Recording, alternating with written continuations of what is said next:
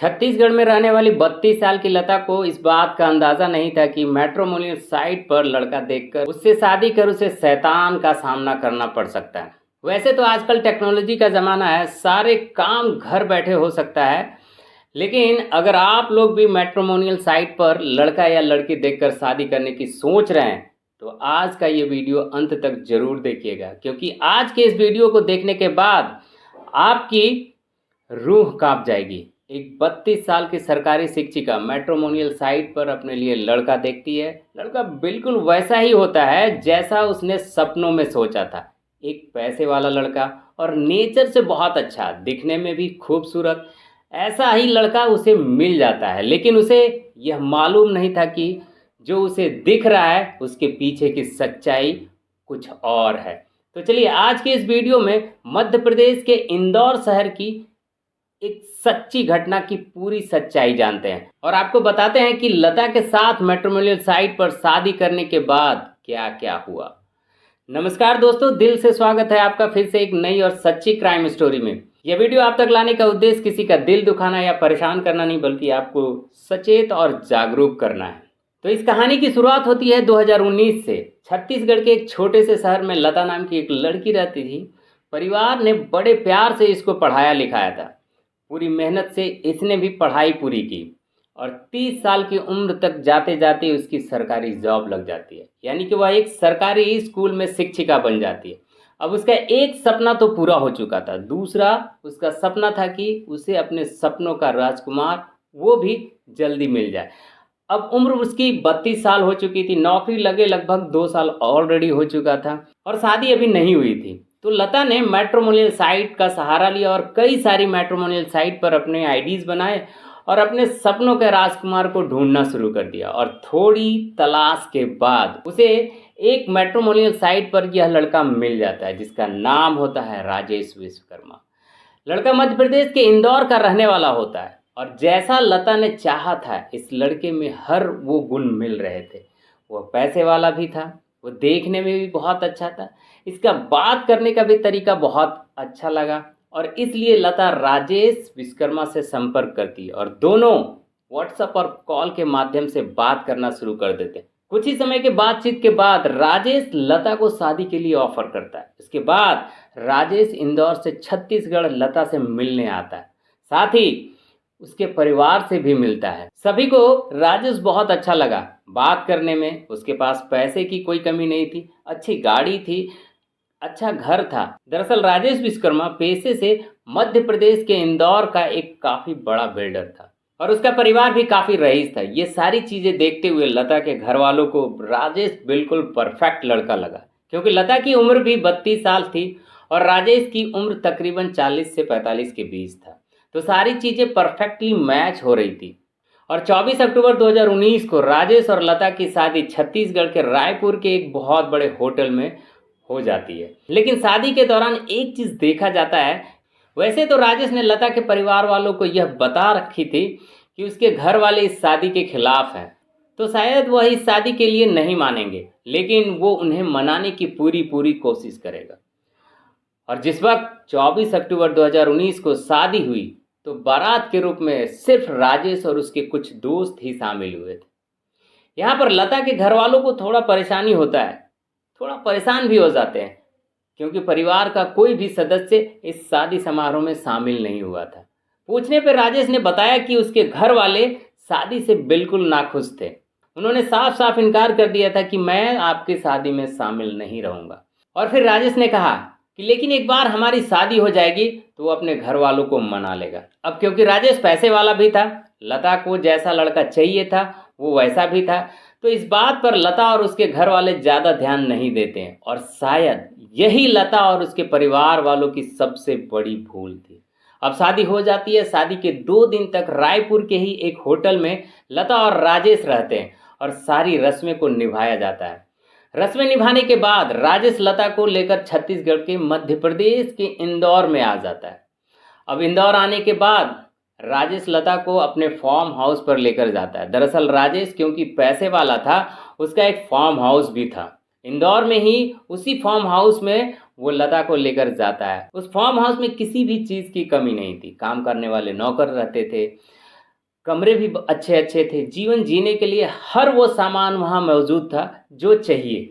तो लता को भी वहाँ रहने में कोई दिक्कत नहीं थी। अब दोनों बहुत ही खुश थे। शुरुआती 10 से 15 दिन ऐसे ही कट जाते हैं। 10-15 दिन कटने के बाद लता राजेश से कहती है कि अब आप अपने घर वालों से बात करो और मुझे घर वालों से मिलाओ। जिस पर राजेश कहता है कि सही वक्त आने पर मैं खुद तुम्हें अपने घर लेकर चलूँगा। लेकिन वो सही वक्त कभी आता ही नहीं, क्योंकि राजेश कभी लता को अपने घर ले जाना चाहता ही नहीं था। अब उसके कुछ दिन बाद राजेश का असली चेहरा सामने आता है। तकरीबन 1 महीना शादी को बीत जाता है और अब राजेश का डिमांड लगातार बढ़ रहा था। राजेश अपनी पत्नी लता से अप्राकृतिक ढंग से संबंध बनाने की बात किया करता था। वो वेस्टर्न मूवीज लता को दिखाया करता था और जो मूवीज में होता था वही सब उसके साथ करने के लिए कहता था। शुरू में लता को ये चीज़ें अजीब लगी, लेकिन पति के सामने उसको ये बातें माननी पड़ी और जिस तरह से पति कहता था वैसे वैसे किया करती थी। लेकिन धीरे धीरे राजेश का असली चेहरा सामने आना शुरू हो जाता है। इन एडल्ट मूवीज को देखने तक की बात तो सही थी, लेकिन इसके बाद राजेश अब लता के सामने बैठकर शराब पिया करता था और लता को भी जबरदस्ती शराब पीने के लिए कहा करता। कई बार जलती हुई सिगरेट उसके शरीर पर लगा दिया करता था। राजेश की गंदी गंदी हरकतें सामने आने लगी। लेकिन उसके बाद एक दिन कुछ ऐसा हुआ जो शायद लता ने कभी सोचा ही नहीं था। एक दिन राजेश का एक दोस्त फार्म हाउस पर आता है और पहले उसके लिए खाना वाना लता बनाती है। खाना वाना खाने के बाद वो लोग शराब पीने बैठ जाते हैं। थोड़ी देर शराब पीने के बाद राजेश लता से कहता है कि चलो मेरे दोस्त के सामने डांस करो। पहले तो लता थोड़ी हिचकिचाती है और कहती है ये क्या बात हुई, लेकिन राजेश के कहने पर वो मान जाती है। लेकिन उसके बाद राजेश जो फरमाइश करता है वो सुनकर लता की होश उड़ जाती है। दरअसल राजेश लता से कहता है कि मेरे दोस्त के सामने डांस करो और वो भी बिना कपड़ों के। और यह सुनकर लता के रोंगटे खड़े हो जाते। वो राजेश से कहती है आप क्या बोल रहे हैं, लेकिन राजेश पूरे नशे में धुत था और यहाँ पर राजेश और उसका दोस्त मिलकर बंदूक की नोक पर बिना कपड़ों के डांस करवाता है। और अब ये सिलसिला लगातार जारी हो गया था।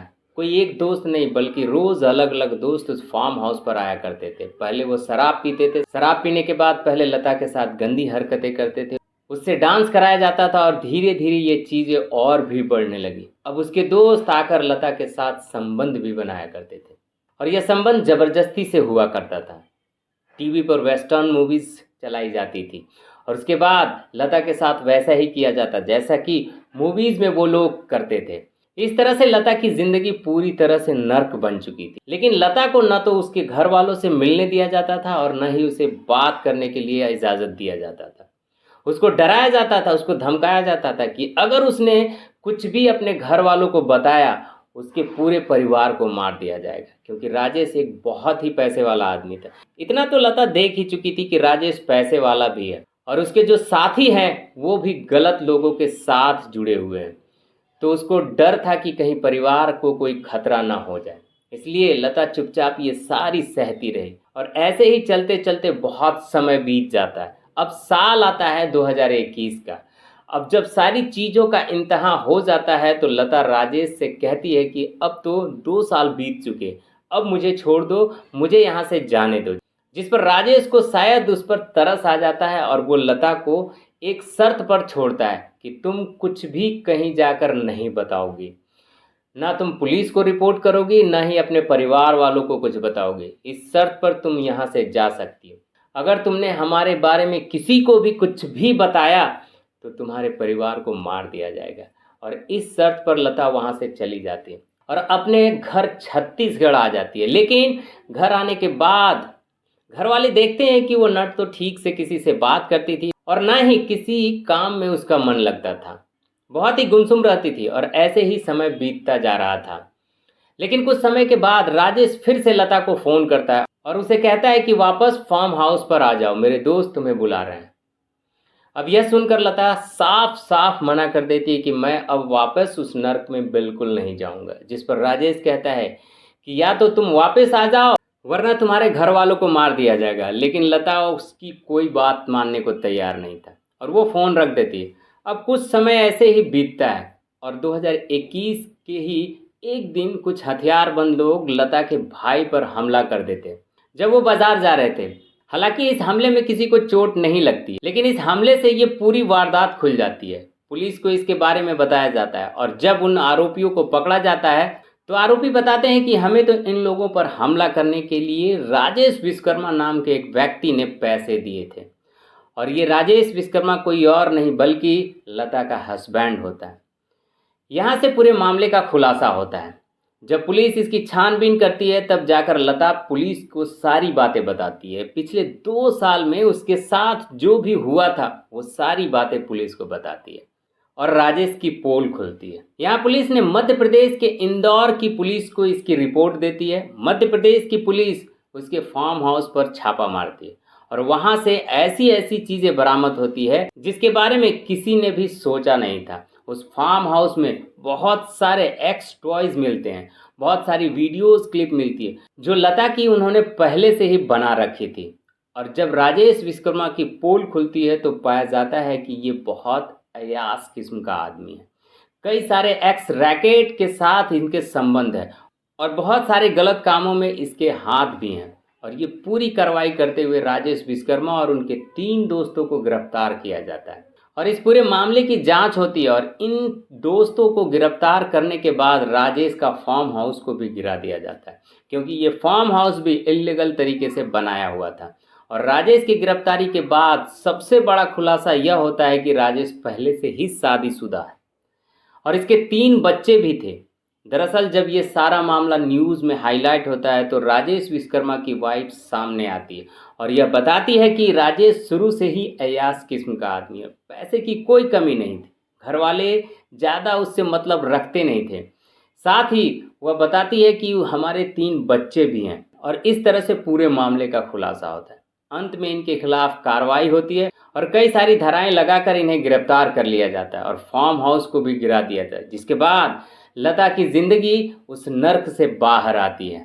इस कहानी से एक ही शिक्षा लेनी चाहिए कि कभी भी इंटरनेट पर अगर शादी करो तो सबसे पहले पूरा उसका बैकग्राउंड चेक करना बहुत ज़रूरी है। बाकी आपकी क्या राय है कमेंट में अपनी राय ज़रूर दीजिएगा।